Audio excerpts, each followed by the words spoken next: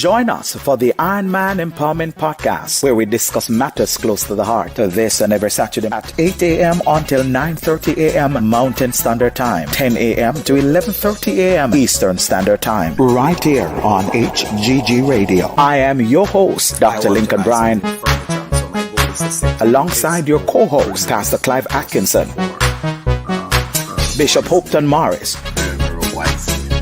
and Elder Edmund Muir. The Iron Man Empowerment Podcast. We're not just talk, we're informative.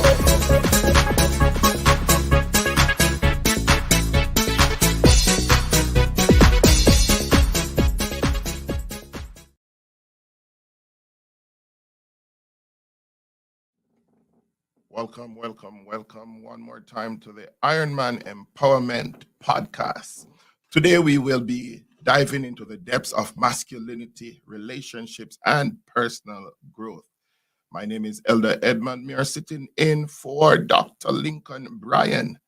We're tackling a question that has puzzled many for centuries. What are the essential qualities and characteristics that men look for in a wife? Is it physical beauty, emotional intelligence, shared values, or something more? As we navigate the complexities of modern relationships, it's clear that men are craving more than just a partner. They're seeking a true companion, a best friend, a soulmate. But what does that really mean? Join us as we explore the answers to this question and more with real talk, raw honesty, and a healthy dose of humor. Whether you're single, married, or somewhere in between, this conversation is for anyone looking to level up their relationships and become the best version of themselves. Join us in this scintillating discussion on the Iron Man Empowerment Show. We're not just talk, we are informative. With me today, we have Pastor Clive Atkinson. We've been having a lot of rain for the past couple of days, and I am not liking it. But then we had heat before, and it was so hot. I want to welcome the guests who are on with us today. You're here, and we're giving God thanks that you're here with us. Truly, you can tell someone that we're on. Go ahead and spread the good news. Tell them that we're on with another discussion that will leave you feeling better. It's a time where the truth is unveiled. And so I want to say good morning to Jacqueline Brown. Jacqueline says, praise Jesus Christ. Dr. Links and the HGG family and listeners, pleasant Saturday morning. Yes, Dr. Links is on a mission. He's on a mission this morning. He is definitely going to a seminar working with young men. He has a presentation this morning. Mahalia Hemmings, it's good to have you on another Saturday morning on the Iron Man Empowerment Show. And of course, Boss Lady Sherry, blessings to everyone who is online. I had a very what shall I say, exciting week of work. There's a lot of things going on. Good morning to you, Sister Sonia. Sonia Bowen, good morning and blessings. You're not late. You're right on time. Don't worry about that. You're right on time here with us on the Iron Man Empowerment Show. Glory to God. Pastor Clive, how was your week? Talk to us. Oh boy, my week. Good morning. I'm not hearing from your end, Pastor Clive. Yeah, good. I can't complain, brother. Can't complain. Not hearing you, Pastor Clive. I don't know why. Can't complain. Can you hear me? Not hearing you, sir.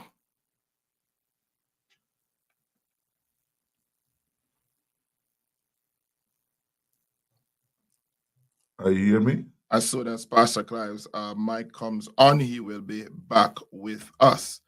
And in case you're wondering what the topic really is about, it's very simple. What are men looking for in a wife? What most men are looking for in a wife. And I believe that the listeners, you can chime in and tell us what you think. Tell us from your experiences what you think most men are looking for in a wife. Pastor Clive is, let me check back with Pastor Yes, sir. Clive. I'm here. I'm here. I'm Can not you hear hearing me? Pastor Clive from my end. I'm not sure if the listeners are hearing you on the other end as well, Pastor Clive. I can see you smiling. I can see you smiling, but as far as it goes, I'm not hearing what's happening from your end. We have some technical issues that we will sort out in a bit. In the meantime, whilst we sort out those issues, I want to set the topic up for this morning's discussion. Again, tell someone that the Ironman Empowerment Show is on an HGG radio live here in studio. We want to hear from you. We want you to chime in with your comments so that we can be edified as well. It's good to see everyone who is online. As I set up, I see Sister Jacqueline. Jacqueline Brown is on with us tonight. Of course, this morning. And of course, we have Sister Simone Edwards. And when I say tonight, it depends on where you are. If you're in the UK, you may be heading closer to the afternoon, going into the night. Or in Australia, you will be going in that area. We have Boss Lady Shire again. She's here. We can hear him fine. They are hearing you from your end, Pastor Clive, but I am not able to hear you from the studio. Dr. Links is sending greetings to everyone. To everyone here, he's sending greetings to everyone. God bless and keep you. So let me set this up before we go back to Pastor Clive. The listeners are hearing you, Pastor Clive, but I'm not hearing you from the studio. I'm not sure why I'm not hearing you, but the listeners, they are hearing you. Okay, so let us set the topic up in the meantime. Let us set it up. When it comes to finding a life partner, men's checklists often vary, but certain qualities and characteristics consistently rise to the top. Beyond physical attraction, men seek a deep emotional connection, shared values, and a sense of companionship. They want a partner who will support their goals, dreams, and aspirations, while also being their rock in times of need. But what else do men look for in a wife? Is it a nurturing spirit, a sense of humor, or a partner in adventure? Understanding what men want in a wife can help women better navigate the dating world and build stronger, more fulfilling relationships. As we explore this topic, it's essential to remember that every man is unique with his own set of desires, needs, and priorities. There is no one size fits all, and men's expectation can evolve over time. However, by examining common themes and threads, we can gain insight into what men generally look for in a wife. This knowledge can help men and women communicate more effectively, build stronger relationships, and ultimately find a more satisfying and lasting partnership. Let's dive into the conversation and explore what men are really looking for in a wife. Pastor Clive, I'm not sure if you can hear me. Good morning to you, Bishop Hope that Morris. Good morning to you. How are you doing, sir? I'm doing very well. And you? Amen. There is something going on from my end. Bishop Morris. Yes, sir. How have things been on your side, sir? Giving God thanks for his goodness and his mercies and all that he has been doing. God has been good to me. Amen. And I just wanted to bless him. Today's a wonderful day, wonderful weather, sir. And I guess you're sending some of your weather over on this side that you have the other day. We're expecting to have very hot weather for the next 3 days, beginning Monday, Sunday, even Monday, Tuesday, Wednesday, they say. But nevertheless, God is good, and we weather the storm. And just want to greet all the listeners this morning. May the Lord bless all of you today, and looking forward for a wonderful discussion this morning. Over to you, sir. Oh, God bless you. God bless you. I did not hear much from the studio. And Pastor Clive, how are you doing? The listeners were hearing you, but I wasn't. Can So you go hear me ahead. now? Can you hear me now? No, I'm not hearing you, but go ahead and speak. All right, all right. Let's just take a quick break, and we'll just come right back, and let's just get this. Um, let's get it all set up. Listeners, just bear with us as we take this quick break. Get ready for the revolution. A revolution is coming to the Hope of Glory Morning Show. Get ready for the pulsating, electrifying, inspiring, and motivating 2 hours of music, word, health, and wealth. Mondays to Fridays from 6 to 8 a.m. Mountain Standard Time. Right here on HGG Radio. Join me, your host, Rashane Douglas, the Christ in me, the Hope of Glory. That's the new time for the Hope of Glory Morning Show. Mondays to Fridays from 6 to 8 a.m. right here on HGG Radio. Visit our website, hggradio.ca, or download the HGG Radio mobile app. See you soon. Do you want a revolution? I'm still standing. HGG Radio is celebrating 2 incredible years of spreading God's love and inspiration. We are still standing, and it's all thanks to God and your faithful support. As we mark this milestone, we're reminded that God's word reaches all, whether we are at the highest mountain or the lowest valley. And that's exactly what HGG Radio is all about. Reaching you at the highest mountain and the lowest valley with gospel, inspirational music, and uplifting messages. We need your continued support to keep sharing this message of hope. Visit our website at www.hegradio.ca or send a WhatsApp message at 825-343-4486 to donate and help us keep the light shining bright. Let's keep spreading the love of God together.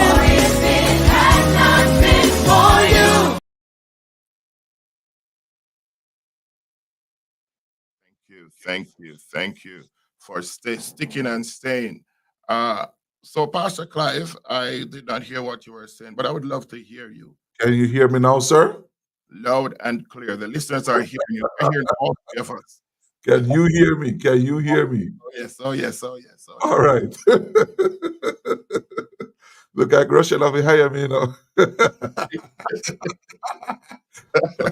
This is Douglas of hire me for technical stuff around here now. I'm doing good. What a week. What a week. What a week. You know, my week has been I don't want to use the terminology that, you know, it was a rough week or anything.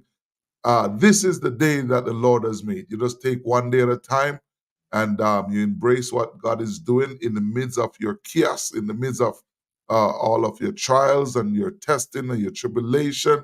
You know, Job would have said, you know, do we not just expect good from God? You know, there's other things going to happen, and you just have to bless the Lord at all times, and His praise will continually be in our mouth. So I give God thanks for my week. My week has been a blessed week. It's good to be above ground. Put it this way: good to be in the land of the living. Amen. Amen. Amen. All right. Thank you, Pastor Clive. HGG Radio. Thank you, Pastor Clive. I think we need to just jump into the topic, because I know many persons are just waiting to chime in this morning. So I want to go to Bishop Morris this morning with the very first question on this topic. What are the top qualities or characteristics that men look for in a wife, and why? Okay, thank you, sir, for that question. You said man. Every man is different, and so what one person might looking for is something else what another person is looking for. But in general, You know, most men, and we're talking about Christian men here, are basically looking for somebody who's spiritual, right? Somebody who's spiritual, um, meaning you can pray. Doesn't mean that you have to be a preacher or anything when I talk about spiritual, but somebody who's conscious enough, right, to hold it together in the house, because when children and so on come on the scene, it's going to be it's another thing altogether, right? Right. So someone must be spiritual, and this is very, very important. I was thinking about it this morning. It's for somebody, right, who can who will be able to accommodate you where God is taking you, right? So in other words, then you need to have a vision, right? What is your vision, right? Where are you going, right? So there must be somebody who who can accommodate you in the future, able to take you where you are going, right? A lot of people, after years and sometimes the man, get certain promotion and go into another place, into ministry and so on, and the wife is like, boy, I can't follow you there. I never married a pastor. I never married a elder. I never married a minister. I don't want to share and all these kind of stuff, because they cannot carry you. They can accommodate you where God is taking you. So that's a basic, that is an issue, right? I'm somebody who can take care of business in the house, right? Somebody who can cook. You must be able to can put a meal together. But Bishop, Yeah. some people might argue that that's old fashioned. Old fashioned, like you must can cook when these modern ladies want to hire someone to cook, to clean, to do everything while they go out and they make the money because they're positioned well in society. And what do you say about that? No, but there is nothing like eating from the hand of your wife. If I'm able to fry a egg, right, right, you must be able to can boil banana or do something, right? A wife must be able to can cook. It's not the same. Yes, it's good to have somebody come in and cook for you, but it's not the same when your wife prepares something for you. I remember growing up with my mother, and if somebody else cook, I can tell this is not my mother cook. It's not my wife mother cook this one, right? Because the taste is different, right? So the taste of the pot of your wife is different. So she must be able to cook. What if the person that you hire cannot come, right? Get sick, have an emergency or something, right? So you must be able to do something. I've seen quite a trend now, and maybe I'm a little bit biased because I'm from the old school, right? Where back in Jamaica, where I'm from, restaurant now open on Sundays, right? But I've seen a husband and wife today going to McDonald's on Sunday, right? And this is just not my thing, right? Yes. So for me, they must be able to can cook, must be able to look attractive, right? And attractive to everybody is different, right? But must be able to can put yourself together, right? Know how to iron your clothes. All right. I know the new trend nowadays is to throw it in the dryer.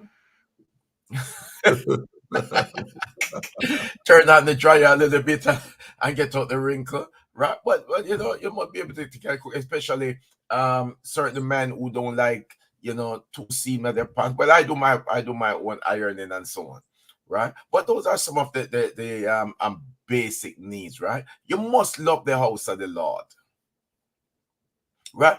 Otherwise, brother, you're going to have trouble. If you're a church goer, you're going to have trouble. They're going to like, boy, why are you, pushing yourself to go to church every night? You don't need to be at every meeting. You're not the pastor and all these kind of stuff, right? They must love the house of God, right? So that's why it's important that you find them in God's house, right? Right. Must love worship, and I'm on the spiritual side. Otherwise, going to be like David's wife. Every time you worship, you're going to be criticized, right? I call Pastor Clive love to jump and all these kind of stuff, right? Right. You don't want a wife who's going to criticize you and say, man, you know, you're acting out of sort, right? And so on. So those are some of the you know, the basic. And the last one though, must not be a spendthrift, man. Okay, right? Know how to be able to save some money. As soon as you have some money in the account, they don't, right? You don't need somebody who's going to tell you, but boy, let's go shopping, right? And spend every single thing that you have, right? So they must understand the importance of, you know, of saving money, of planning for the future, of planning for the future day, and so on, right? Proverbs 31 talks about that virtuous woman. You must be able to can do something in the house. I have more, but as the discussion goes on, I will talk a little bit more about those stuff. Thank you very much, Bishop Morris. And there you've heard it. Women must be domesticated. It doesn't matter what strata of society you're in. It doesn't matter what your job is, your career path. You should be able to do basic things for your husband because he will appreciate it. And I am happy that you mentioned earlier that every man is different, Bishop Morris. Yes, indeed. Every man's expectations, they will vary. And I want to say, also you mentioned Proverbs 31, it is packed with knowledge of what a woman should be. And some people have misinterpreted it, but you know, we know it is saying a whole lot there. A woman must be reliable. Pastor Clive, you know, just moving on with what Bishop was saying here, because he said a lot. He said a whole lot. How do men's expectation of a partner change as they grow older or go through different life experiences? Because yes, we do change and situations change. So how does a man's expectation change of their partner changes during these times? Go ahead. How does a man expectation how his say that? Expectations from the partner. How Uh-huh. let me repeat the entire statement question for you. Go ahead. How do men's expectations of a partner change as they grow older or go through different life experiences?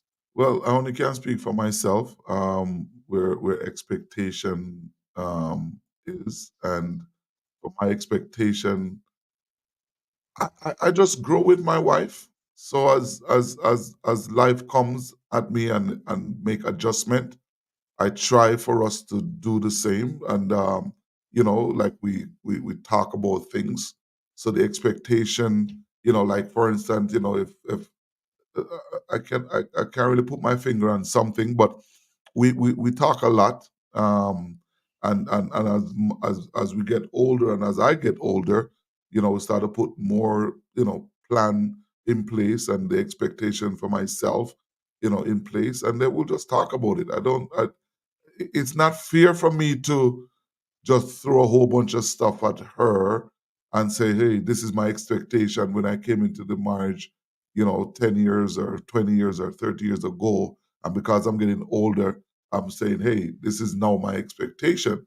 I think it always should be a conversation that we have a conversation about, you know, as we're getting older, can we put these things in place? It's no longer I put in place unless you marry somebody that is, you know, like for instance, if you're a saver and you like to save money and save and looking for the future and so forth and so on, and try to put away things for the children, and the other person is not, then you were going to put in expectation and say, hey, you know, we expectation. Let's sit down and then we plan it together as the expectation. When we got married, there was a certain expectation on both our part that we put down. I said, hey, we want to do this and we want to achieve and we want to accomplish. There's some things that we want to accomplish, and I believe that as couples, we need to do things more together, or we do things together, especially for the benefit of us in the future. If we're not doing that, then then somebody have to take the bull by the horn and say, "Hey, this is what I have to do for me." If you're not really, but again, it becomes where it becomes selfish. But you're married to somebody that both of you can sit down and have a conversation and say, "Let's do this. Let's look and see as things changing. We have to change with things, and as life throughout, for instance, like COVID. When COVID came, there's a lot of things that change, and whatever the plan was, in 2019 to go to 2020 or 2021, it changes as well. So as things changes, as you grow and as life progresses, sometimes things change, sometimes you change, sometimes and but it's important that we all, as a family, as a couple, do it together to make these changes, so that you're not doing changes and somebody is feeling as if, oh, you're in the relationship all by yourself. Thank you very much. I don't know if you can comment on that also. Go ahead, Bishop. Yeah, I'm very, very I like the way how Pastor Clive put it. Also though, if you look at love language, the more you grow in a relationship, is the more your love language change, right? In other words, what used to interest you and what your partner used to do to show you love at the beginning of the relationship, when you begin to when you spend more time in the relationship, things change. For example, when you just get married, right? It was, can we talk? Yeah, okay, let's start, right. Real. Right, when you just get married, man, was all about the sex, morning, noon, and night, right?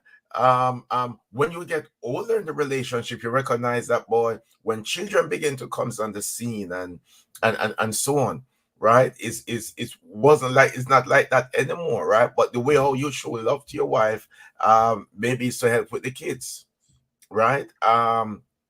It's to help with the kids. It's to to change their diaper, and to help with the washing, to help put on the pot on the fire, help to cook and so on. So we talked about earlier about, we know it's a man and what men are, the topic is what men are looking for in a wife.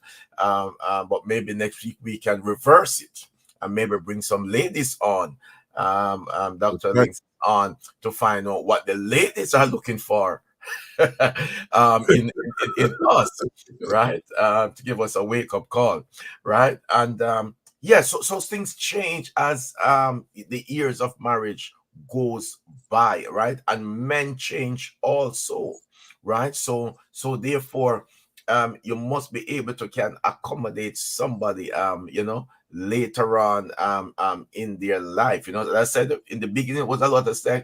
After a while, that's not exactly what a man is looking for only, right? A man need to be encouraged.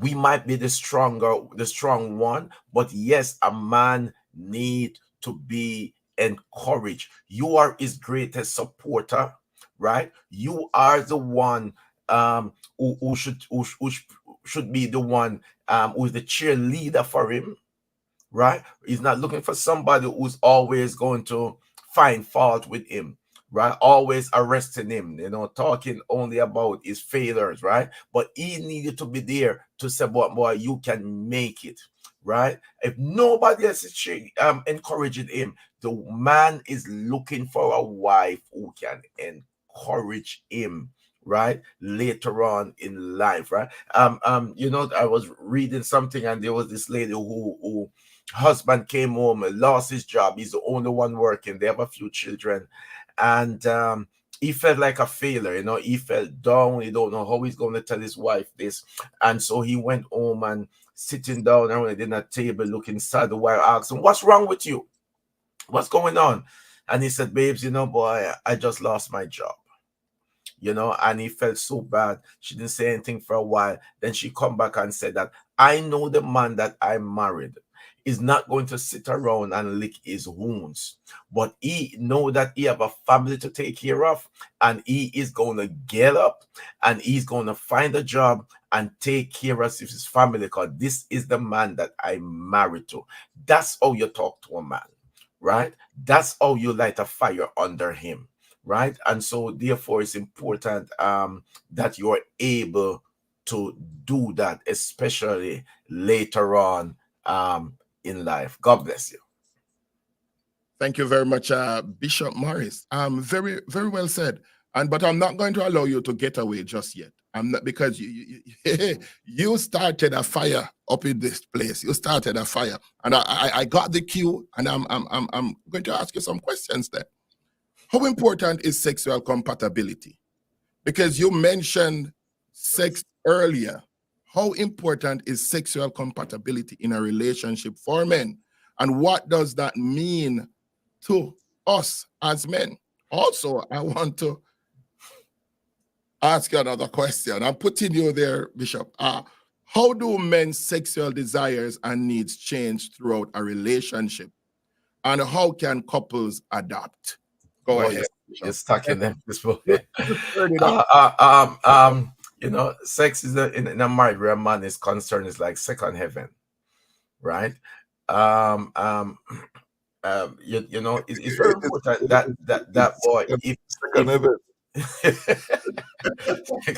yes, sir. Right. Bishop, I wish somebody would tweet that. Second heaven. Sex in a marriage is like second heaven. Go ahead. Right. Yeah. Yeah. Men love sex. There's no doubt about that. You know, men seldomly refuse sex, and if you marry somebody and they, you know, they don't want sex and all those stuff, maybe take them to the doctor and check if they have diabetes or something, right? Because you know, this is something that men love, right? And a lot of men interpret sex when you refuse them to mean that you don't love them, right? Because a lot of men, if I can speak on behalf of some men here, you know, when you constantly refuse, they feel like, you know, you don't want to be intimate with them, you no longer love them, and you know, as Ray McHugh says, it's a need for man, right? It's a need for man, for whom I maybe not be too much, right? So it's important that you do it, right? It's important that if you want to talk to your husband about something, right, and he wants sex, right, don't try to talk to him while he needs it. Give it to him, and then that will open him up when he's done. Okay, right? So it's important. It's vital. It's like tonic for a man, right? That's why a man seldom refuse, right? I'm not care what tired he is. He normally don't refuse that. Okay, right? And so it is. It is. I don't know if I mentioned second. If I don't know if there's another way to put it. It is very, very important, because one of the reasons why men love it not because men have a seed in them, right? And you always wanted to plan. God make us that way, right? So it's not something like, boy, you know, why you wanted so much time? You just get it last night. Why you want it this evening again? Why you want it tomorrow again? What? You can't wait. You can't. I mean, no. Because something is in him, and if you ever issue with that, you got to take it back to the maker, right? Because that is the way how he make us. We need to have it, right? And when you give it to him, he said that, boy, she loves me, man. She loves me. She loves me. She loves me. Right? So give it to him. Right? Yes, it do change after a while. I know for women, when menopause step in, sometimes when children step in, when they are very, very tired and so on. Right? when men getting older, there are certain things that happen to their body, so sometimes they might not want it as often as they used to when they were in their 20s and the 30s and so on, right? But it is still a necessity to a man. It is that thing that kind of brings the relationship together. So that's why sometimes you're having issues, right? And and things come together. There was a couple that weren't doing it. The wife wasn't letting it off, and the man miserable, and she keep on complaining why the man so miserable. And I had to tell her, I said, when I give the man something, right? And when she give the man something, the man calm right down, right? And I said, that's what he needs. Give it to him when he wants it, and your life will be better. Right. So yes, it changes after a while, as I said. Not you don't need it as often as possible, but it is still needed, right? And it's important to try to match, right? And I know this is a little bit one-sided, so to speak. Or if you have wife on this side, then they would tell you what turned them on, and if a man is mean, and if a man doesn't treat them good, and all these kind of stuff, right? The right button have to be pressed, for them to do it and so on, because they are emotional and so on. But since we're dealing with the men today, I don't know what Dr. Lincoln have for next week, but since we're dealing with the men today, right? And it's important also that you take off some of those granny 90, right? It's very, very important, right? And ask the Lord, right, That's for for the your secret bishop. of Victoria, right? Get the secret of Victoria and put them on, right? And so on, because when you do that, men eyes light up when they see certain things. Okay, right? So that's why, since we're talking, that's why I don't like wife go to bed. I tell my wife no pants, right? So I buy the pajama, okay, right? I don't want to go to bed with no pajama pants. Right? I don't know what it is. I buy them long. Right? Because it's too much work. Right? So therefore, put on something nice, put on something attractive, right? So that so that the man, when he look at you, he desire you, he wants you, and so on. Right? So God bless you, sir. I stop there. Can I just jump in Right. there? Go ahead. Pastor Clive, one moment. I know you want to come in, but I want the listeners to know that we'll be coming to their questions very soon. Keep on putting in your question. They're very interesting so far. But Pastor Clive, I saw that big broad smile on your face when it was mentioned and when Bishop was talking. I want to say that is why he's a bishop, because he's straight, real talk on the Iron Man Empowerment Show. Go ahead and like, share, and subscribe. Let someone know that we're here for you. Pastor Clive, you want to chime in there? Go ahead. There's two things I want to say.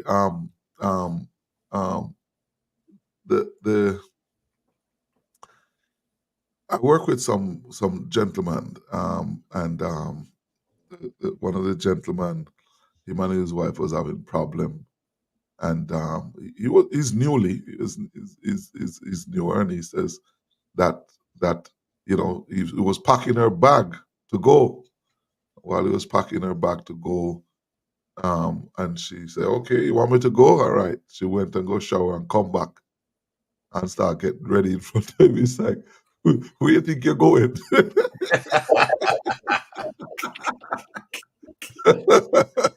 so I guess something happened when she started to get dressed.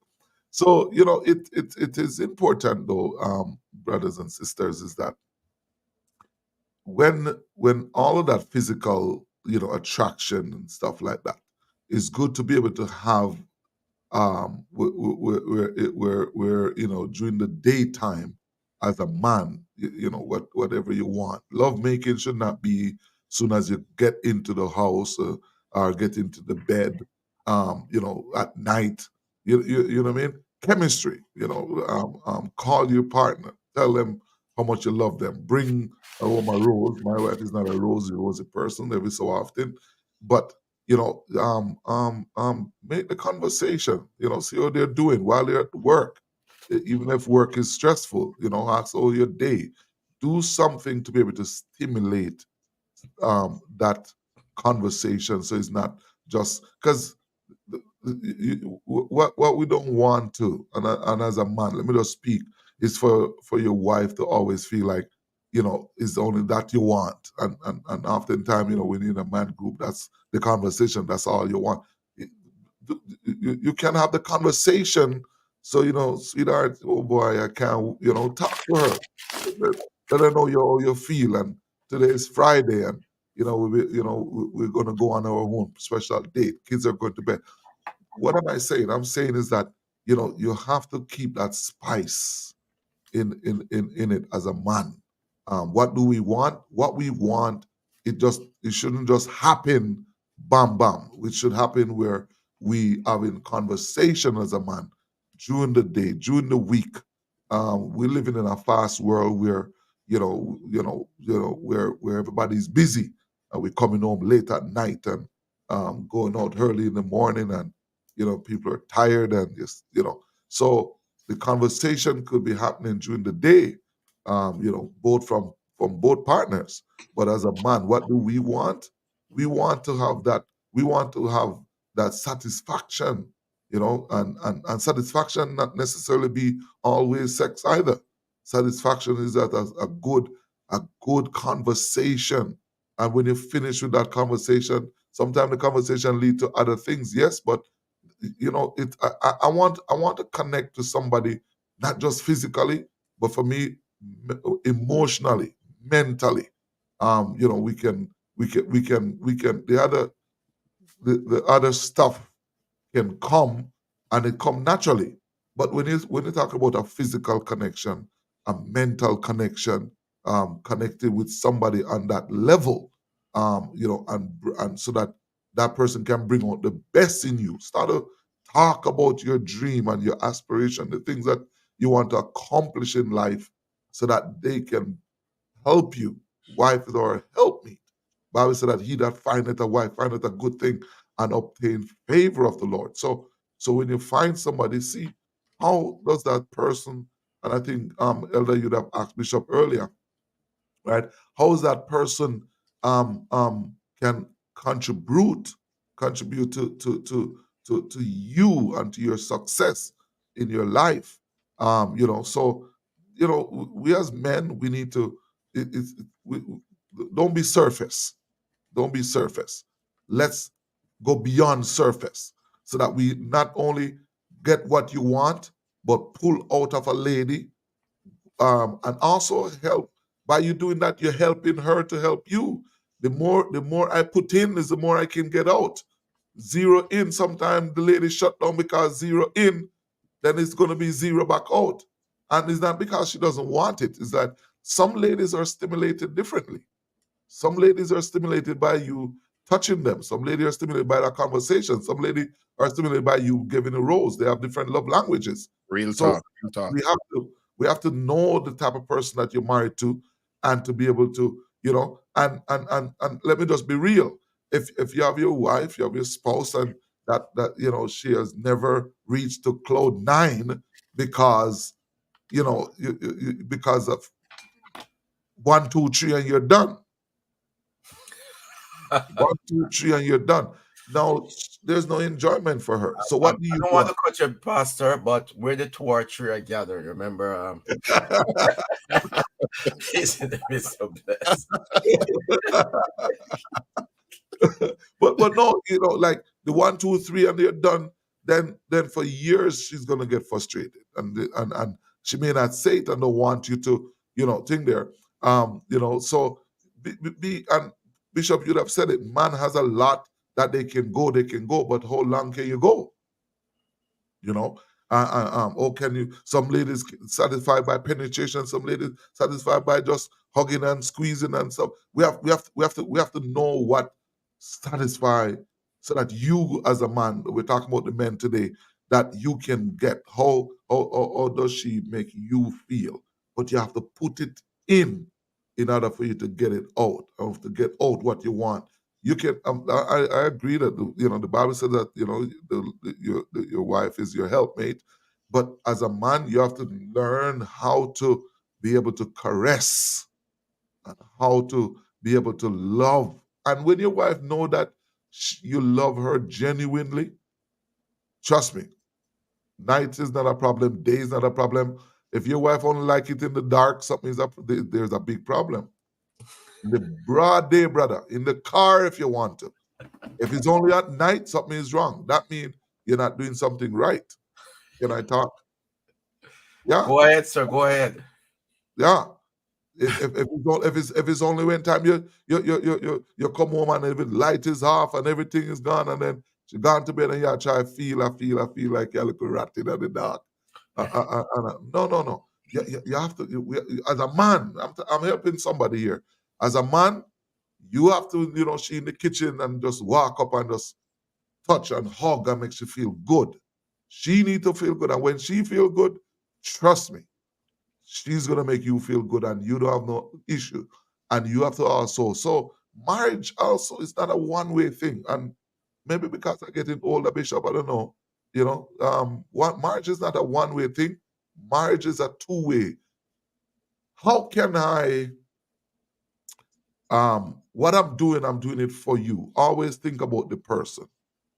How can I help you? How can I be a better person for you? Can I do for you? And that's how I set up my relationship. I'm always trying to make sure that my wife is satisfied or pleased. Okay, Pastor Clive, Aspect. I want to interject right there, because you've been on career path. How can one help the other? So I want to ask this question whilst you're there. We want to continue on this line of conversation. How do men balance their personal growth and development with their desire for a partner? How can one balance their personal growth and their desire for a partner? Okay, this is a man that's not married or a man that is married? Well, we can speak on both sides. We can speak on the man that is married, because that's what we're expecting, really. And how can they develop their personal growth?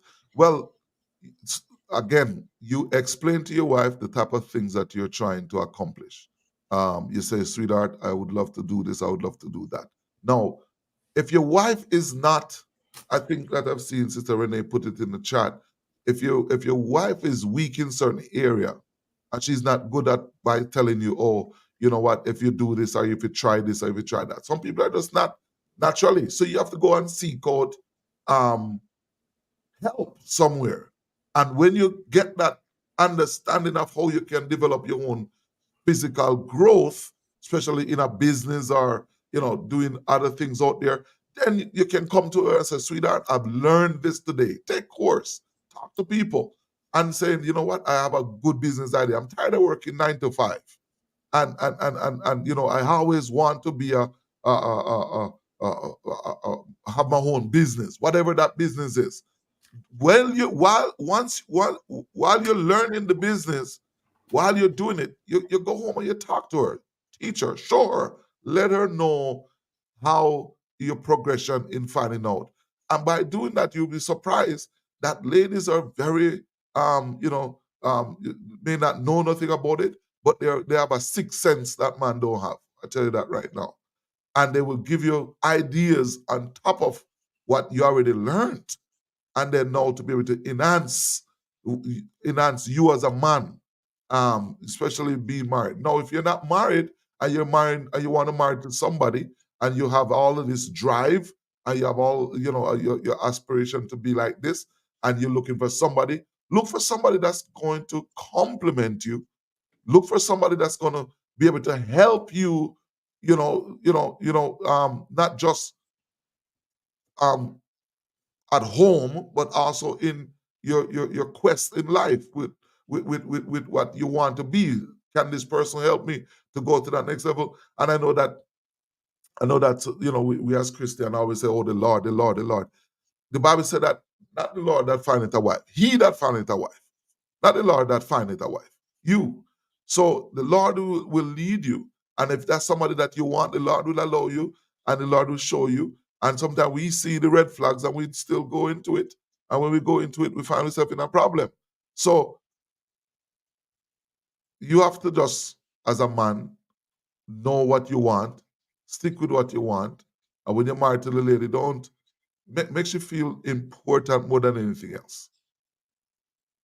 That's right. Let her feel important. And I do agree with you, Pastor Clive. I want to go to uh, the, the listeners. I realize that, yes, I see some of the ladies are chiming in, which is good. They were quiet. The ladies were quiet for a while. It tells me that they want to hear what we expect of them. But they're chiming in as well. We see the men chiming in. I want to go to the questions and the suggestions made. Pastor, remember that some persons have weaknesses. Yes, Yeah, I yes. saw, I saw that, Renee. Yes, and I think at the time we were talking about cooking and all of that stuff. You know, my wife, her parents is from Jamaica. She's not a Jamaican. She doesn't like cutting up meat and all them something. So where she's weak, I come in and I become strong. My freezer full up of meat with really full, but have meat in it that I cut up and season up and have it ready. So that if she come home before me, she throw it in. All she have to do, open the seal thing and throw it in the thing. So whenever she comes up, you have to be strong. Don't go cuss her out and tell her, say, boy, you can't boil water. Last night she was doing something with the kids and she put on some water on the fire and the pot on the fire and the water was boiling and my daughter said, Mom, you're burning the water. And I laughed. But it was just an honest mistake. She forgot that she had on the water, right? But don't go because she can't boil water and all of stuff. Wherever there's a weakness, you have to become strong. You have to be the one that says, you know what? I see that there's a weakness right here, and I'm going to help you. So 80-90% of the time, as we get more and more. My wife is more, doing. She does Canadian cooking or pasta, lasagna, and I love that. It have a time for herself, and the longer I'm in Canada, is the less I have. I want the dumpling and the banana once in a while. I'm not a dumpling guy like before. Back then, I used to eat a lot of dumpling, and before they even finish cooking, they just take out with some butter and put some butter on it. I'm like, what is that? I said, you don't know. This is gully food. And so wherever the weakness is, Auntie Renee, we have to remember, thank you for that. Wherever there is a weakness, we, the men, has to step in.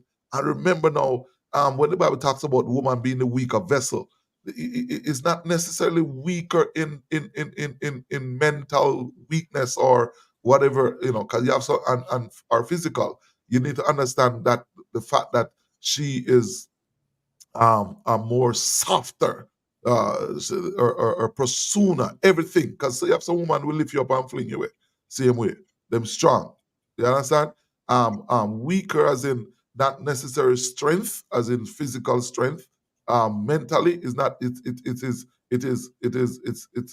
not like that, So it is more off of where the softer, treat her gentle, treat her like an egg, and be able to care for her, make she feel. But I know that a lot of men, oh Lord, I don't want to say this in a wrong way, get married and think that your wife is your mother.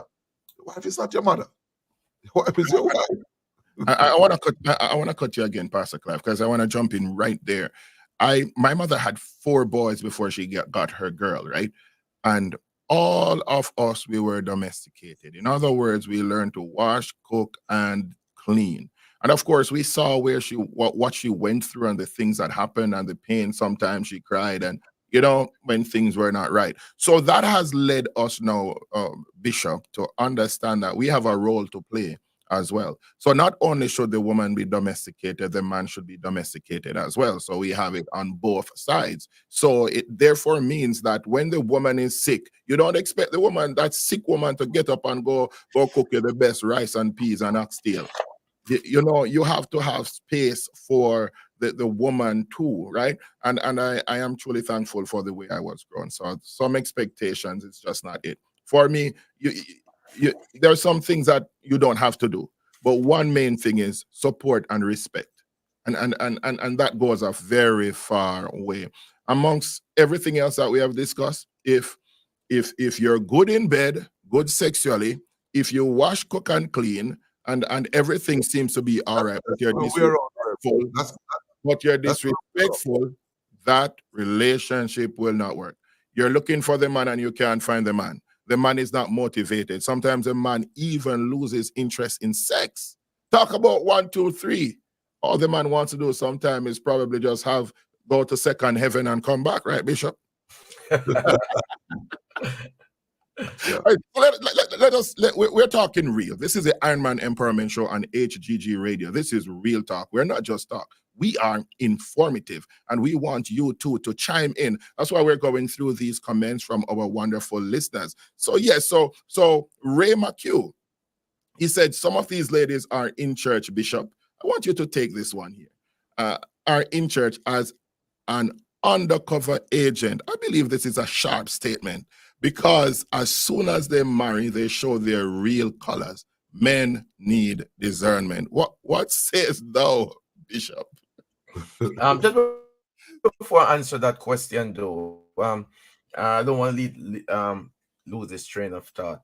Is that as we go back to the original questions, that was asked, when God make woman, God didn't call her wife at the beginning.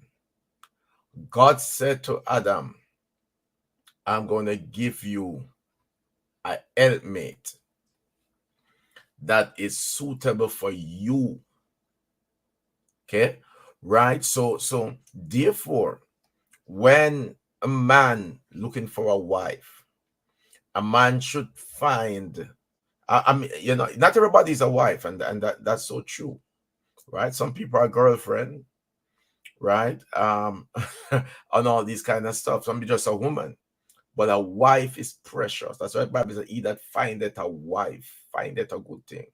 Right? And so, therefore, God give him somebody to help him. But man, when you don't know what you need, what you are called to do, she can help you. Right? So you need to know what is it that God have called you to do. What's your ambition? What you want to become? Okay, that is vital and that is important, right? And to your question, yes, show the real colors, right? So men, you have to be very careful, right? I've been in church for a while now, deal with a lot of people, a lot of females and so on. And the truth of the matter is that some of them are extremely attractive, but they are not yet ready for marriage. And if you pick that fruit before it's mature, and I'm talking about age only, you're going to have issues, because a lot of them have personal things that they need to deal with, personal hurt that they need to deal, that they have not recovered from, abuse, the way how they were grown up in the family and so on, the way how they think about their self, think about relationship. Some of them have been in relationship before and was hurt and so on, and now that they got saved, they spiritualized everything and so on. And when you marry to them, they have not yet recovered from some of those past hurt, past relationship that they have been in, right? And so that is where a good premarital counselor can look at. If you really love this person and recognize that she's not ready, is important then that goes through some kind of counseling together, right? So that she can be ready, right, and mature enough, right, so that she can help you, right, with what you are going through. And the truth and the fact is that some of them are really crazy, right? And that's just the truth, right? Eldamir make up his face, right. So I just not ready, right? They're not ready to be married, right? They still think that you are a girlfriend, or want to treat you like a girlfriend, and you're not a girlfriend, you're the husband. Okay, right? They cannot communicate because they don't know what that looks like. Because communication in the family where they are coming from was quarrel. Was what was seeing the mother raise the voice or the man raise the voice and all these kind of stuff, right? And so they think that that is communication, and they don't recognize how much that affect them until they're actually in a relationship, right? And so therefore it's important that they get the help that they need. And I will encourage every person who is single, want to get married, and you're dealing with some stuff, go get the therapy, go get the counseling, go get what you need, right?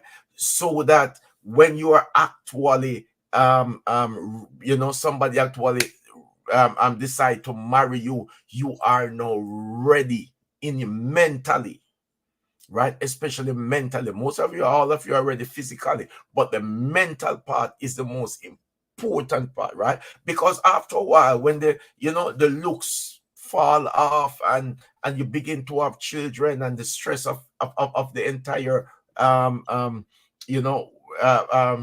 family life attack you, and so on. If you're not mentally prepared, it will break you, right? So you gotta be mentally prepared. And yes, you need some discerning, right? Back then when I was growing up in church, I know you guys don't do it nowadays, we used to pray and ask the Lord, is this the one?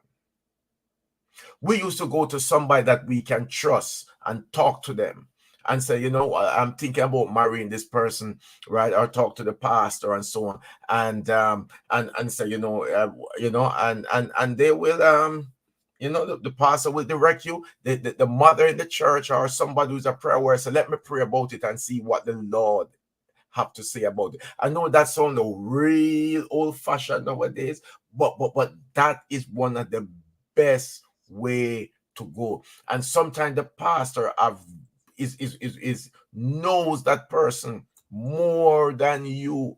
So sometimes go to the pastor. I give you one example, and I can say this because this is many years ago. There was this anointed, powerful sister, preacher sister, loved the Lord, wanted to get married to this guy, right? And this guy was not that honest. Put it that way, right? Was not that honest at all. One guy put him up, and the guy, when he was sleeping, watch him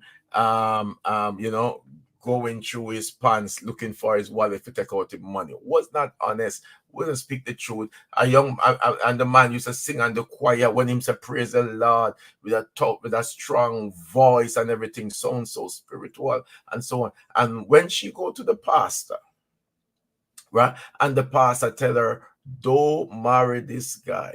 This guy is not honest, he's not truthful, and so on. And she get upset with the pastor. Both of them leave the church, right? Find some other church and go and get married. It's after a baby or two later that she recognized what the pastor is saying was right. Right? The pastor came to me and felt really bad. And she said, boy, I have to tell her the truth because of the type of person that she was. Right? And so therefore, sometimes you don't want to listen to your pastor. Listen to them. Right? No good pastor is going to speak bad of one of their member. Right? And some of you, when you go to the party, you're going to go to the party, tell the party, I'm going to marry him, or I'm going to marry her. Right? And all the pastor got to do is to do the engagement. When you do it like that, I just do that. Don't ask me for no advice. So I won't give you any, right? Because you already come with the ring, you already come with the date, you already come everything planned. So there's no room for me to do anything, right? So, but if you need advice, come and say, what about this person? Right? I don't matter how powerful and so on that person is, I will pray with you for them. Because not every preacher and can speak in tongues good and run the aisle. Some of them are not married material. I'm talking about the brothers when are not married material. But you married a young man that is quiet in church, come and worship the Lord and go home. And that brother might be more from married material than some of those persons that you have. Because some of you want to marry the office and not necessarily the person. I leave it there. Wow. Thank you very much, Bishop Morris, for that. We're staying on tangent. We don't want to go too far. But I want to continue with these messages before we move on, Bishop Morris. Yeah, I believe we answered this question. Some women are weak as it relates to finances. And, we have various weaknesses, not only finances, but there are weaknesses that may not have shown up before. And this is talking also about growth. How do you grow together? When you find these out, what do you do really? We have to make adjustments, and all relationships are different and different things at play. So we have to make adjustments as they come. It is never fit to tell a person, oh, this will definitely work in your relationship, because it differs. Ray continues to say support is important in relationship. Bishop, go ahead. I'm going through, but go ahead. Yeah, I want to say that the person who angle the money in the relationship should be the one who is more financial savvy, the one who can angle the money, who can save. Sometimes it doesn't have to be the man. If you give it to the man, he will spend too much. Give it to the wife, maybe she will spend so much. But the one who is fiscal responsible is the one who should handle it. Whichever one is And better sometimes at it.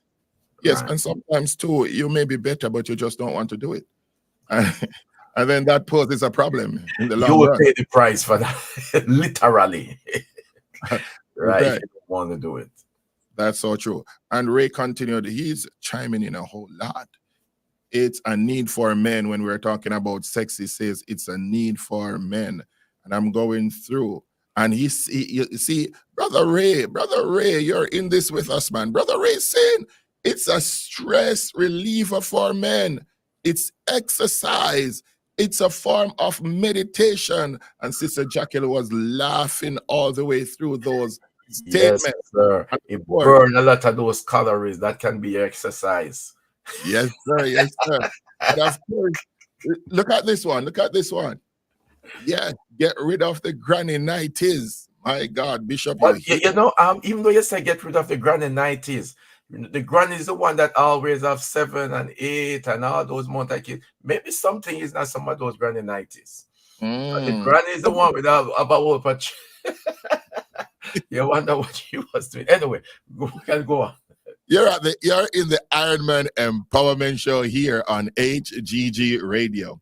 What most men are looking for in a wife, and we're answering the questions. For the wives out there, if you have questions, you can put them in the chat, and we will try our best to answer your question. And guess what? Know what your husband likes to see you in. Oh my God! And that's nothing. So. Some people might be wondering when they hear you talking to Bishop, is he a bishop?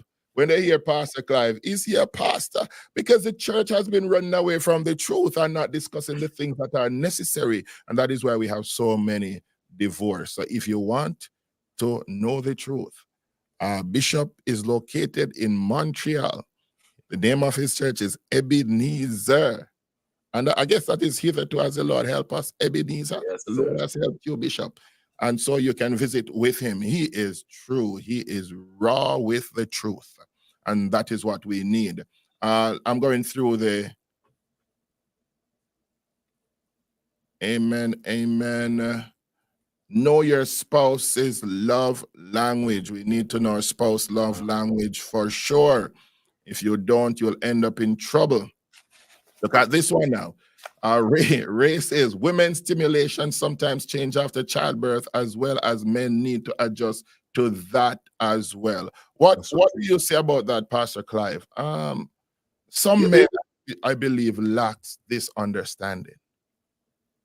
Again, man, you have to understand. Like my wife before she have children, after our 2 beautiful children, things are not the same. So you have to be sensitive You have to be sensitive. You have to be very, very, very sensitive. Again, this is what we talk about the week of effort, the emotional side of a lady. After baby, she doesn't want nothing happening until she feel comfortable and feeling, there's a lot that just transpired. So I know that as soon as the cycles and stuff like that done, like, man, for me, I'm waiting for months. I'm good for a little bit because I was in the room for the children. It's not a nice sight. I was more full up of compassion and says, man, God, you're good. Look what you have done. Like a lady come, and there's a lot of respect you have to have for your wife when she go through that, the body go through that trauma. You have to give the body a little time to heal. Not just, I know you really want to go to second heaven, and so forth and so on. But when you love somebody, you will wait and you will nourish, nourish, nourish them and build them and bring them back to life and make sure that they're strong and make sure that they're good. Husband must be that figure that the wife look at and desire more. And the more your wife desire you more, trust me, you will go to heaven every day. That's You right, Pastor Clive. But how will, should a man help his wife who was once compatible, but over time has changed? who has never been compatible or who has been No, compatible. was once compatible, but has changed over time. If my wife changed, is two things. Is there something? Is it I am not doing something good, or somebody else is stimulating her mind? Something else, somebody else. That's just the when you start to lose interest in somebody. Let me speak for myself. If I start to lose interest, something is wrong because I'm looking at the reality of, like what's going on. I'm doing everything that I need to do as a person, as a man. But when you're not doing what you're supposed to do, people will change, and you don't want other person to be saying to your spouse what you're not saying. You know what I mean? And cause them to start to drift, cause them to start to think outside of the box. So did I make the right decision? Did I marry to the right person? Your change, so forth and so on. Be consistent. Be consistent. Be consistent.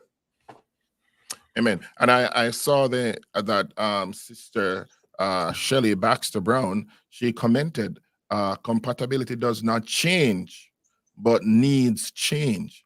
And that is where both partners should communicate. As you know, communication is key in any marriage. And That's that right. is so true. She also said that we are not compatible anymore. That talk, or you always hear that when you go to a marriage counseling or separation. You always hear that we are not compatible. And with all coming bishop, but with all of that, let me say this is that you grew apart because the lack of communication. And that's where the problem comes. It's not the compatibility. If you were once compatible, is you're growing apart and you're no longer, somebody's been hurt in the relationship, and the person who's been hurt may not be vocal, and sometimes persons are vocal. So you have to look at the two extreme. Like if I'm a vocal person, I'm being vocal about, hey, you're hurting me. This is what's happening. Once I start to tell you that I'm hurting and you ignore that the fact that I'm hurting and I start to shut down, I don't want to go to a second heaven. I don't care how second heaven let me feel. I'm good. I Give up don't need. and I heaven. I will give up that heaven because of how I am feeling as a person. If I'm telling you that what you're doing, no, I'm not looking. Listen, the Bible. Let's get that Bible. Let's get out the Bible. The Bible said that when a man married to a woman and he find an uncleanness in her, when he's no longer find favor in her. When he look and she's no the uncleanness there, or it's not necessary that is the character of her has changed, so forth and so on. So when you find, and men have some bad character too. It's not only ladies. You have men that have bad character too. So your wife will shut down and lock the gate of heaven. Rightly said. That's fitting. That is fitting. On the And first. you wonder how this gate of heaven is closed. You wonder to yourself, oh my God, the gates of heaven is. But the key to the gate of heaven is communication, show affection, show love, embrace, so forth and so on. You know your spouse. You have to know what to do and what to say. When you're in a house, it's like a war zone. Trust me, the key broke. The key broke. You understand me? The door now go open and they break off right in at the door. So, but going back to what I'm saying is that it takes communication between two people, Bishop, for relationship to grow, to develop, to stimulate, and to find what pleases. Because the thing that pleases your wife yesterday, maybe today change. And not, and listen, and sometimes being apart, sometimes to really appreciate the person that you have. And your wife is not just your wash mate will just come and wash your clothes and so forth and so on, and iron your pants and iron your clothes and all of this and all of that. She's not your maid, she's your wife. But wherever she's weak, I become strong. I'm not, my wife. It was embarrassing one time, Bishop, that I went out somewhere, and we were working, and didn't even know how to use the machine because she not doesn't necessarily that she doesn't want me to use it. It's just she's always doing it, and I become custom. So when I came home, I said to myself, I have to do a load of laundry. I have to do all of this because my father-in-law, when he passed off, and I said to myself, I look at it and says, what if it was his wife passed off before? He wouldn't know what to do because he leaned on his wife so much, and his wife, he was that type of person that, he's always helping, but being domesticated and doing other things, he's always doing all of that. But I said to myself, some of us would be lost if our wife died. We wouldn't know where to pick up the first. We don't even know what to do because we give her all the burden. Give her all everything to do. And I'm guilty in some of those areas. I am honestly guilty in some of those areas. Because she's good at it. I just leave it and I get comfortable. But once in a while, stop in and says, sweetheart, how is this going? How is the finances? If I used to give her $1,000 a month, find out from her is $1,000 because things are going up. Let's sit down and do a financial analysis. Can the $1,000 still run the house? Interest rate went up the other day.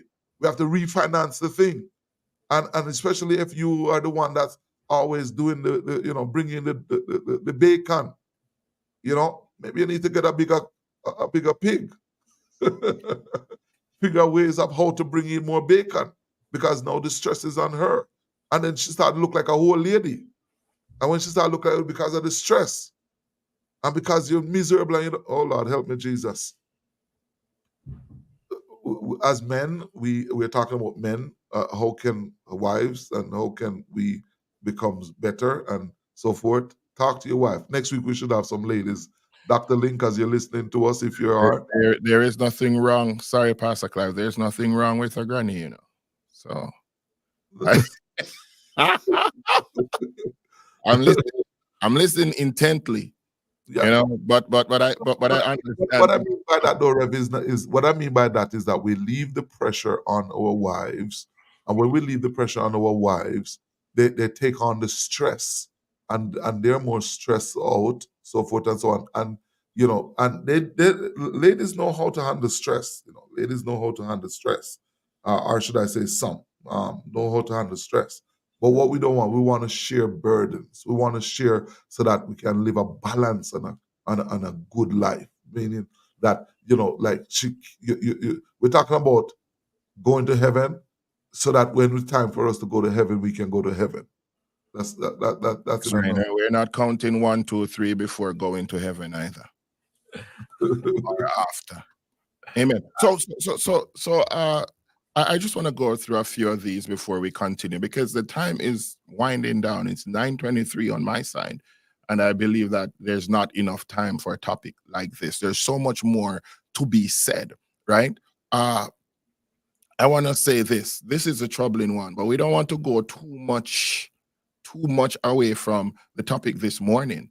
And the servant of David, he said, the pastors nowadays will end up lead you to marry the wrong person. I don't believe that is a nowadays pastor. I think it's more so in the past. And if you're listening to what Bishop is saying, he's saying, yeah, the pastor will tell you the truth. And a true pastor tells the truth. And the truth is what you need when you're choosing a spouse. And then the question is asked, then why is the divorce rate more in church? Of course, there are more attacks on the church than even in the world. So we can have this for an even longer debate. But this one, a lot of time people getting I don't married. cut you, sir. I don't cut you, sir. I just want you to move on from that because that's what people are saying. But the divorce rate, actually, if you look at the real studies, it's nice to say, but it's not higher in the church than in the world. In fact, the last study that I look at is around 70-30, 80-20. Right? That's the divorce rate in the church. That's the real divorce rate. So it's not higher. And one more thing, I talk about compatibility. One of the things that also cause person not to be compatible anymore is sometimes that one person grow and the other does not grow. And so it's important that you try to grow together. God bless you, sir. Go ahead. Let's tackle this question, Bishop. Let's tackle this one. How do you handle a spouse that is a mama's boy? How do you get him to understand, cleave to your wife? And how do you also, I want you to flip that as well in the feminine context as well. How does a man handle a woman that is a mother's girl? Likewise, you can do that in quick order. Pastor Clive, what time are we working with? He's going to give us some more time. Go ahead. Go ahead, Bishop. Yeah. You know he was a mama's boy before you married him, right? And so therefore this should not be a shock to you because I'm sure you didn't marry him 2 weeks after you met him, and so the way he normally deals with it when he was planning the marriage and so on, you see all of those flags that he was a mama's boy before you marry him. So sometimes it's difficult to fix something when you know it was broken. You buy it broken and then you're trying to get it fixed, and the man is like, well, you know that I was like this before. And the only way to do this on both sides, sir, is to have a third party in, is to sit down and talk with somebody. You can talk to her about it, she will not listen to you. You can, and on both sides, right? You have Bishop, to have a third person in and you guys talk about it. Bishop, Yes. the only way out of a mama's boy, you move from where your mama there and go as far as possible. You don't stay nowhere near for you to have a solid relationship with your wife. If you live in a Kingston, you move to Montego Bay. If you live in Montego Bay, you move to Kingston. Bible says leave. And leaving doesn't mean that you leave to next door and your mother the next door. Because I know that those things really put strain on family. Your mother is your mother, your father, your father. Something happened, you run over to mama. Leave, meaning that if you love your wife, if you love your husband, and not only is just a mama's boy, but you have some ladies that are mama and papa's boy as girl as well. So you pick up and say, listen, we are moving. You get a job transfer. You're gone miles away. You come and visit, if you understand what I'm saying, because it's going to cause problem. And if you see the red flag and you say, listen, you said to the wife, say, as our girlfriend, when you are caught with her and you realize there's going to be a problem, is it you don't do it, or you said to yourself, so listen, you start to look, if you really love the person, you start looking to say, listen, let me look into a job somewhere far, if you can move, even if for a year or two or something, because it's not going to just happen overnight. Your mother-in-law is going to be your mother-in-law. Your father-in-law is going to be your father-in-law. Vice versa. And they may leave you for a season and says, you know what? Let me leave them, let them catch themselves. But some people don't know boundaries. And because they don't know boundaries, they're going to ruin your relationship. And somebody's going to get silent. And when you get silent, you're checked out of the relationship. It's as a matter of, and then it start to create this animosity between you and your spouse. So let me say it, and then if you go say to your mother-in-law, don't come over here, it's going to be a war. Say to your father, don't come here. No, man, pack up. Tell them, say, you know what, I get a job somewhere else. Find a job miles and miles away. Migrate if you have to migrate so that you can cleave to that person that you truly love. Because I don't think it is right for you to love somebody and the person love you, but there's an issue like that and it should cause you not to, or cause you divorce, so forth and so on, and give you the opportunity to choose who, choose between your husband or the mother-in-law. No. We should use wisdom in all of that. Thank you very much, Pastor Clive. Yes, indeed, we should use wisdom in all that we do. Relationships are about two persons coming together. And when they come together, as the Bible would have put it, you cleave and you leave what you had before. So you leave your nest and go find rest with your husband or your wife. There's another question that I want to jump to before we wrap up, Bishop, because I have a few other questions that I want to ask before we wrap up. But I want you to look at this one, Bishop. It says our spiritual health plays a pivotal role in our physical health. What's your thoughts on this? I agree with you for Journey with Renee. I agree with you there, Renee. Bishop, what says thou? Oh, she licked the nail right on the head. And it, right? Yeah, there's that. There's yeah, she's perfectly right. And especially you're talking about the physical health of a relationship. Since we're in relationship, yeah, your spiritual health is vital and is important. When you're spiritually when you're spiritually healthy, the way how you see the other person, the way how you see things that are going on, you understand it better, because a lot of time it's an attack, and you only can see that when you are actually spiritual. That's right. Right? You and so that you can attack the spirit. So you can attack the spirit, right? We don't have time to go dive down into it, but she's perfectly right. Thank you very much, Bishop. Question for you, Pastor Clive. How does societal pressure and cultural background influence men's expectations of their wives? Say it one more time. How does societal pressure and cultural background influence men's expectations of their wives? I'm a Jamaican, right? Migrate to Canada. I'm married to a lady. She's a Canadian. I remember the first time, just being friends. She said, "I will never marry to a Jamaican. That will never happen." The culture. Look at us now. That's what you're saying to her. Look at us now. And oftentimes I would say, "You remember?" I mean, not oftentimes, but it came up and says, "Sweetheart, you remember some time ago you said you would never?"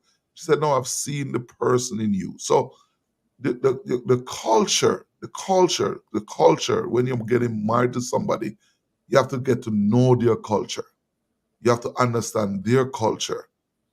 Jumping into a relationship with somebody because you love the person for whatever reason, you love them. And when I'm counseling people, I ask them the question, what do you love about them? What do you see in them? Don't just look at the outer, but work from the inside out. Don't work from the outside in, because she could look good, Bishop, on the outside. He could look good from the outside. But when they come together, the culture becomes a cultural clash. As I would say earlier, that my cooking would be a little bit different than what my wife cook, and I love when she cooks, because it's totally different. I don't even want to try to do what she does. So the culture, it's different, but you have to balance yourself, knowing that this is what the person does, whether it's your wife or your husband, from a different culture, and then you have to embrace. If you're going to marry to somebody and they cook cow intestine, and you don't eat chicken foot, and they don't eat chicken foot, it's going to create problem for you. If they're okay with it and you eat your eat and they eat what they eat, so forth and so on, there will be challenges. If it's going to be a problem, it will be a problem in the relationship if they're always going to criticize what you're eating. And that's a part of cultural as well, because we eat different. Bishop, we buy our cow foot, we buy our oxtail, we buy our pigtail, we buy, we do what we do. And then the two dynamics. What about persons? You're not from the Caribbean, but you're from the continent of Africa. Coming from the continent of Africa, like there's stuff that they eat that we won't eat. And even here in North America, or not most in the US now, and it's trending in Jamaica.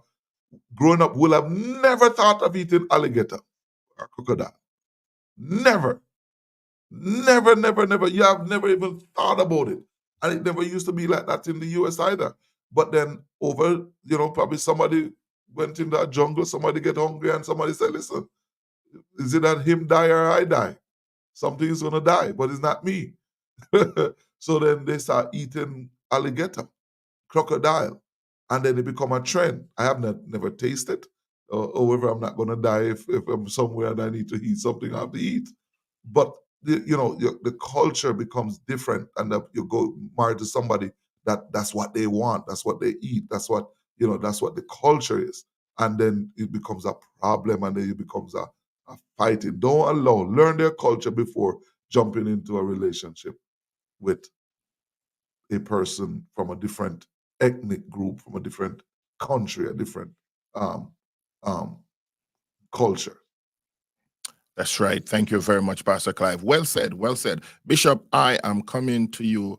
Can you share any surprising insights or common misconceptions about what men are looking for in a wife? I'm not coming to my mind readily as you ask a question. I think it's something that I might have to think about a little bit. Come, men are normally in a way straightforward into what they want, what they desire. Men doesn't talk in circles. Men doesn't normally want you to read their mind. Man normally say what actually is in their mind at the moment, right? So it's I don't know if Pastor Clive can come up with anything, but normally men are might have a straight shooter. This what I like, this what I don't like, and so on. But Tammy Lee is saying that wives sometimes don't praise their husbands for the good they do. And I think sometimes wives may take it for granted that it must be done. You're a man, so you must do it. So they don't praise their husbands enough. However, they are usually quick to criticize. It's never good to criticize, never good to criticize, leaving the husband to feel like he is never able to please his wife. And if the husband is never able to please his wife, he will cling to those whom he will please, whether by giving them a glass of water or, hmm, hmm. Yes, sir. That is, sir. That is so true. And I think I mentioned it earlier. That is important that you praise your husband, be his cheerleader. I think that's what I said earlier. It's very, very important, because if you don't do it, somebody else out there will do it. What you're not willing to put up with, somebody out there is willing to put up with it, right? So, and don't make a milestone, don't make a mountain over a valley situation. And we always use the situation with the toothpaste, where some squeeze it from the top, some squeeze it from the bottom. Don't make a milestone, right? Don't, thing that you can ignore it, right? Ignore it, right? He left his socks there all the time. Don't let it becomes a, for example, if you're talking about a socks, talk about a socks. Don't bring up other stuff, right? Anyway, that's something else that we're past. We need to have some more time like this. It's Bishop. Each and every one of us have weaknesses. Each and every one of us have weaknesses, whether male or female. Especially, if when you find weaknesses in your spouse, it's not for you to tear them down based on the weaknesses that they have, or tell them that, or tell them about their weakness every day. How can I help this person in their weakness? How can I become strong for them? How can I help them through it? And it becomes, and it help them to become a better person. Don't let them become insecure. Your relationship will tear down, it will break down when you let a woman or a man feel in, especially, let me talk from the man point of view. If you let me feel that I am because I'm weak in a certain area, you're gonna use it against me. I'm gonna shut down, and the relationship is gonna break down, and I'm not gonna wanna. Yeah, we'll have conversation, but I'm already checked out. I'm just there, maybe because I can't do better, or maybe because we have children, and I don't want to. Some men stick around because, and ladies as well, they stick around, but some men will stick around because of children, stick around because I'm just there because. And then you would see a man get up at 25 or 30 years and says, "Man, I'm gone," and or a woman, vice versa. Why? You don't just get up and gone. You checked out long time, and then because you checked out long time, it's easy for you to get up and just say, "Look here, you're gone." But what I want to say is this: is that when you're married to somebody, you're married to somebody because you love them, and because you love that person, you need to be able to spend the quality time to analyze them, trying to figure them out. You know their likes and their dislikes. Can you please them 100% and say this is what you're going to do with them 100%? You may not be able to, but at the same time, you're going to try to make sure that that person that you're married to, that you're on a journey, they're on a journey. They need to feel satisfied in themselves. And when you make a man feel insecure, trust me, you're shutting down a man. You make Bishop, you're pulling the man out of the man. He's not. He doesn't feel like he's a man. And when you make the man, when you're trying to when you kill the man within the man, all right, and the man, and you treat the man like a boy, what do you expect? The man is not going to be a man. He's going to act like what you want him to act, and he's going to start to behave the way how you make him feel. So you have to let the man know, say, look here, man, you're a man. And sometimes this come with age. Sometimes this come with maturity. You get two young people and put them together, and they don't know how to treat each other, so forth and so on. Or you get a woman or a man, vice versa, who had previous relationship and he had a a girl that somebody take away from him, and he said, man, that's the girl I wanted to marry to. And then because you're now in the picture, he compare you with the other person. And when he compare with the other person, you don't make you feel good, or vice versa. The man comparing his wife with another person because Jane was the one for him, and he's having Jane in the back of his mind, and now you're not getting the treatment because that's not how Jane. Well, you didn't marry to Jane. You're married to Janie, or you're married to Sue now. So as a man, you have to know the couple. Let me deal with the couple. As a couple, you have to journey together. You have to share. You have to communicate. You have to not be selfish in the relationship. When you become selfish in the relationship, trust me, the relationship will tear down, because all it is about me, how I feel, what I want, what I don't want. This is not and I'm stepping out because of this and this and that. When you are selfless, the both of you need to be selfless.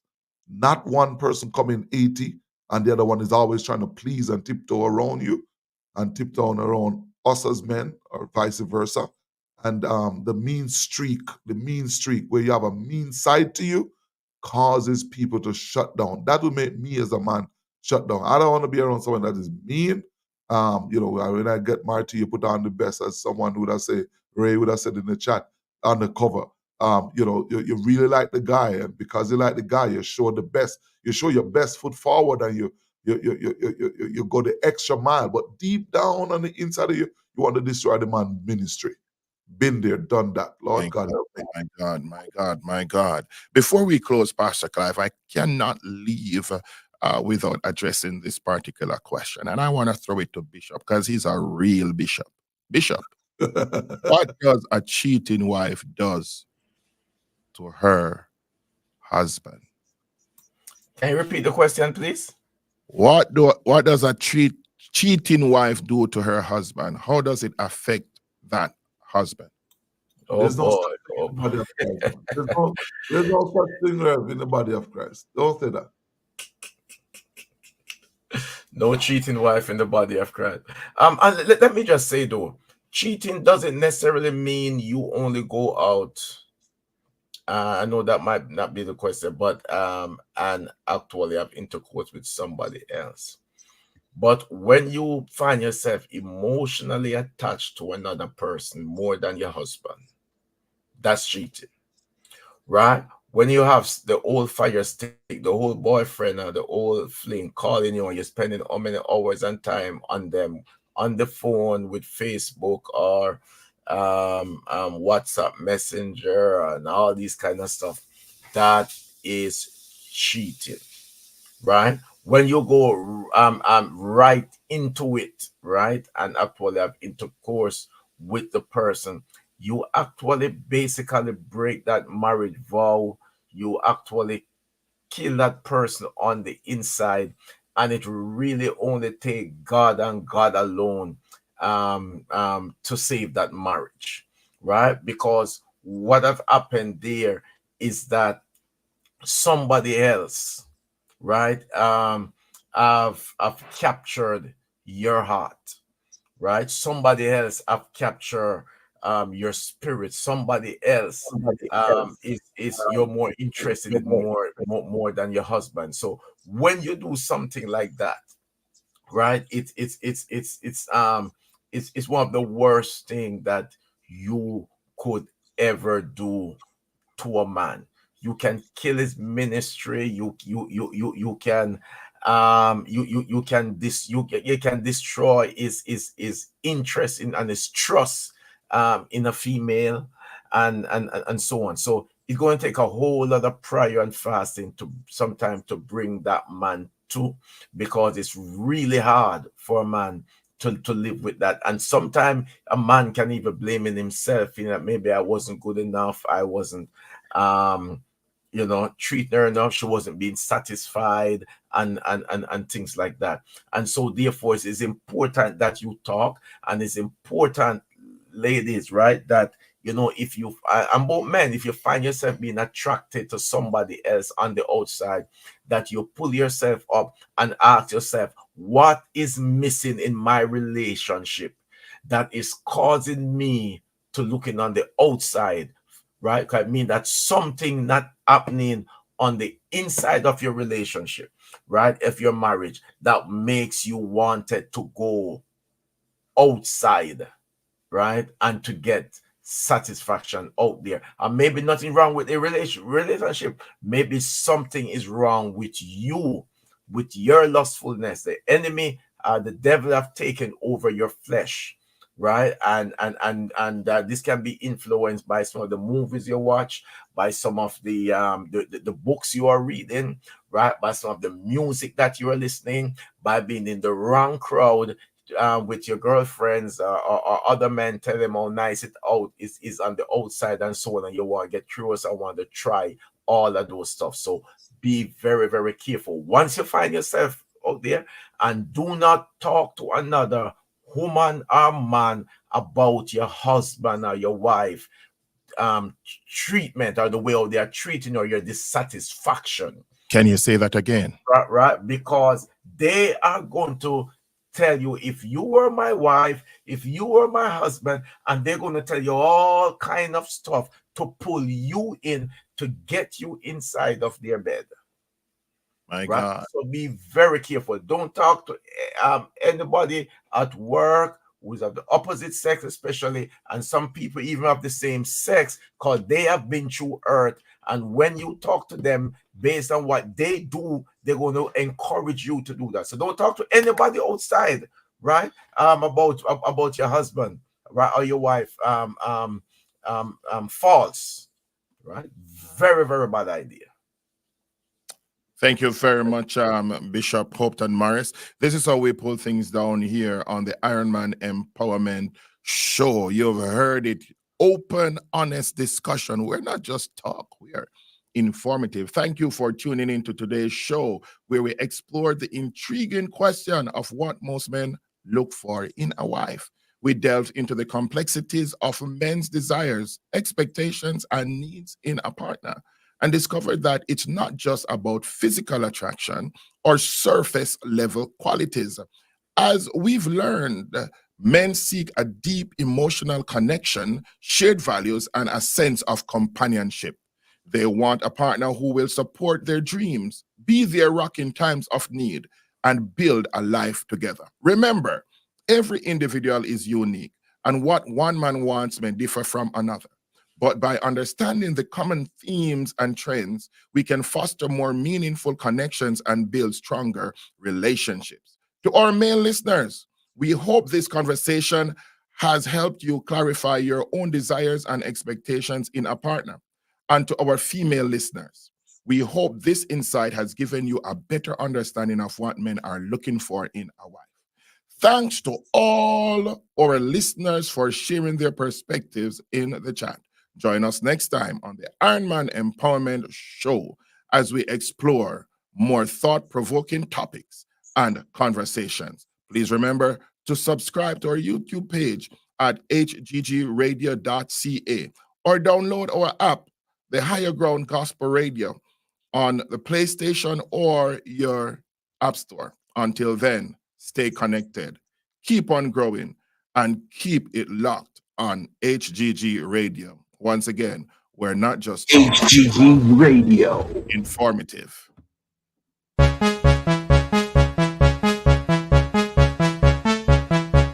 Join us for the Ironman Empowerment Podcast, where we discuss matters close to the heart. This and every Saturday at 8 a.m. until 9:30 a.m. Mountain Standard Time, 10 a.m. to 11:30 a.m. Eastern Standard Time, right here on HGG Radio. I am your host, Dr. Lincoln Bryan, alongside your co-host, Pastor Clive Atkinson, Bishop Hopton Morris,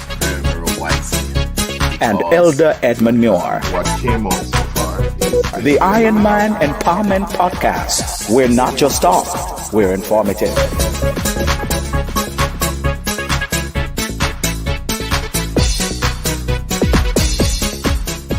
I'm still standing. HGG Radio is celebrating 2 incredible years of spreading God's love and inspiration. We are still standing, and it's all thanks to God and your faithful support. As we mark this milestone, we're reminded that God's word reaches all, whether we are at the highest mountain or the lowest valley. And that's exactly what HGG Radio is all about. Reaching you at the highest mountain and the lowest valley with gospel, inspirational music, and uplifting messages. We need your continued support to keep sharing this message of hope. Visit our website at www.hegradio.ca or send a WhatsApp message at 825-343-4486 to donate and help us keep the light shining bright. Let's keep spreading the love of God together.